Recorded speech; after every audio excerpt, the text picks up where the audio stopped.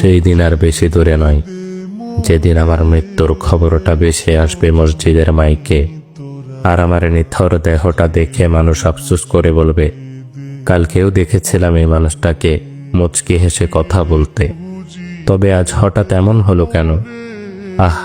মানুষটা বড্ড ভালো ছিল। কারো কারো হয়তোবা চোখের কোণে অশ্রু জমবে, আবার কারো কারো চোখ থেকে হয়তোবা 2 ফোঁটা জলও গড়িয়ে পড়বে। আবার অনেকেই খুশি হয়ে বলবে, যাক, ভালোই হলো, আপদটা বিদায় হয়েছে।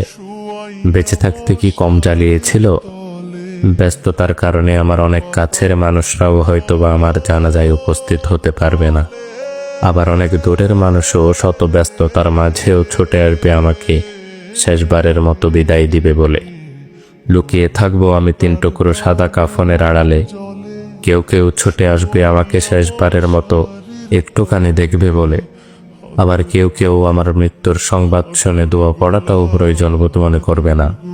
সেই দিন আমার পাশে থাকা ছোট্টকাল থেকে আমায় আদর যত্নে বড় করে তোলা প্রিয় মানুষগুলো বলবে, লাশ বেশি সময় ধরে ঘরে রাখতে নেই, তাড়াতাড়ি নিয়ে চলো। দাফন কার্যে অত বেশি দেরি করতে নেই।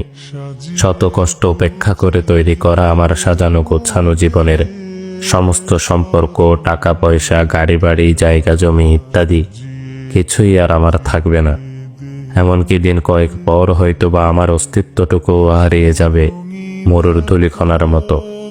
তারপরও কেন জানি আমার অহংকার, সম্পদের লালসা, ক্ষমতার তৃষ্ণা ইত্যাদি যেন দিন দিন বেড়েই চলেছে।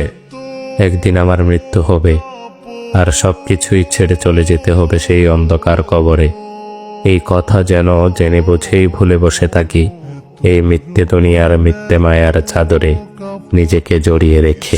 ভালো লাগে না মোর সাদা কাপড়।